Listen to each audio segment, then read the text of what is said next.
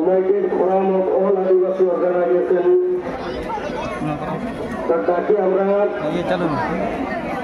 Kalyani SDO অফিসের সামনে আমরা এখানে আমাদের দাবি দেওয়ার সপক্ষে দাঁড়িয়ে সাংবিধানিক গণতান্ত্রিক পদ্ধতিতে ডেপুটেশন দিতে এসেছি।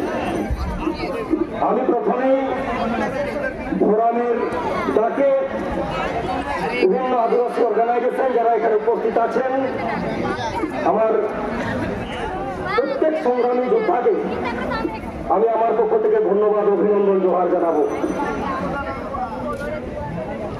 এই দুর্যোগপূর্ণ আবহাওয়ায় সাংবিধানিক গণতান্ত্রিক পদ্ধতিতে ডেপুটেশন দিতে এসে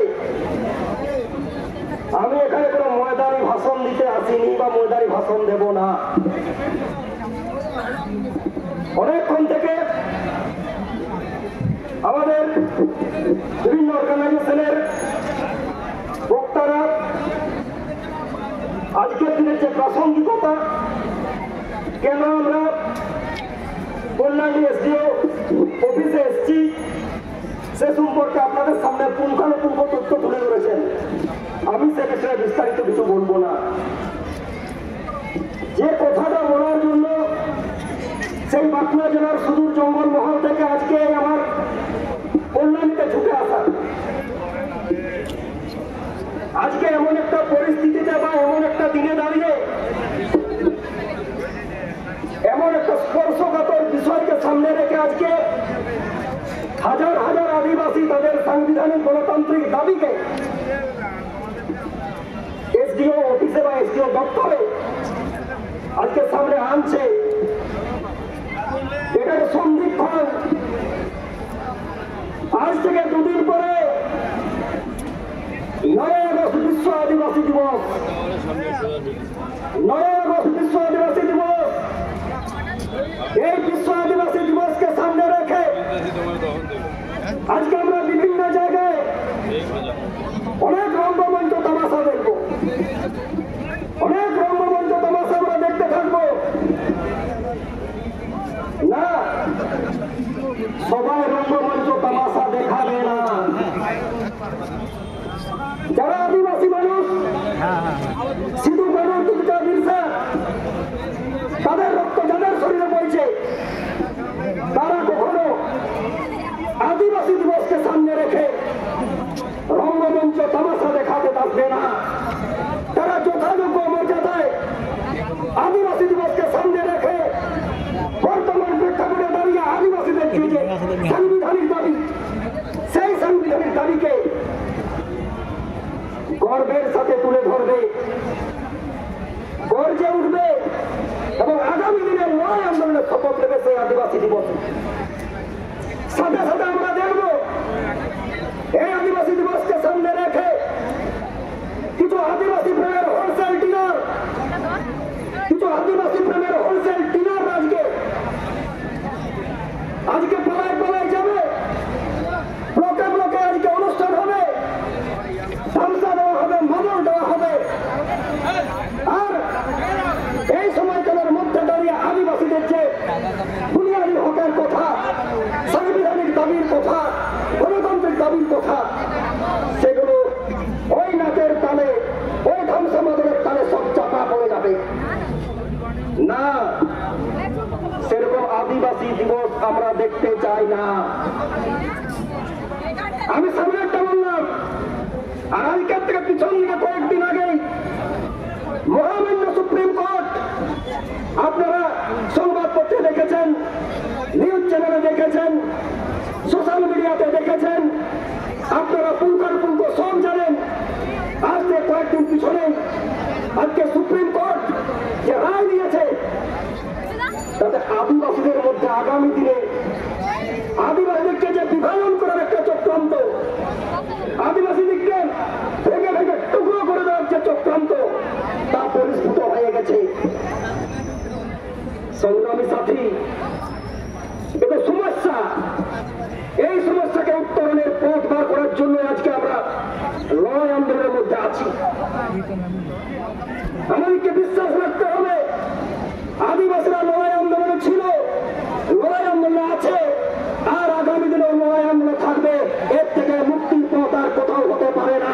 লড়াই আন্দোলনে একমাত্র আদিবাসীকে পথ দেখাবে, লড়াই আন্দোলনে আদিবাসীকে পথ দেখাবে। আজকে যে স্পর্শকাতর বিষয় নিয়ে আজকে কল্যাণী এসডিও সাহেবের কাছে আমাদের ডেপুটেশন, আমি নাম ধরেই বলছি, অনেক হয়েছে, অনেক হয়েছে। আজকে সত্যি কথা বলতে গেলে আজকে হুমকি দেওয়া হচ্ছে। আজকে যে এলাকার ঘটনা বা যে অভিযুক্ত ব্যক্তি তার সাংবাদিকরা আজকে ওই এলাকার আদিবাসী কর্মীদেরকে, আদিবাসী সংগ্রামী বন্ধুদেরকে হুমকি দিচ্ছেন। আমি শুনেছি ওই এলাকায় আরো অনেক দাদা দিদি তৈরি হয়েছে, যাদের কাছে সত্যি কথা বলতে গেলে আজকে হুমকির কথা বলছেন। আজকে আমি তাদের বলি, আদিবাসীরা সত্যি কথা বলে, আদিবাসীরা সত্যিতে বিশ্বাস করে এবং সত্যের পথে চলে। আপনাদেরকে আপনার আদিবাসিত্ব প্রমাণের জন্য আপনি যদি এতই সৎসচ্চ হন তাহলে সত্যের মুখোমুখি হন। অন্যথায় আদিবাসীদেরকে হুমকি চুমকি দিয়ে কোনো লাভ হবে না। আগামী দিনে আপনার যদি আদিবাসিত্বটা প্রমাণ না করতে পারেন, আপনি নিজেকে আদিবাসী বলবেন না।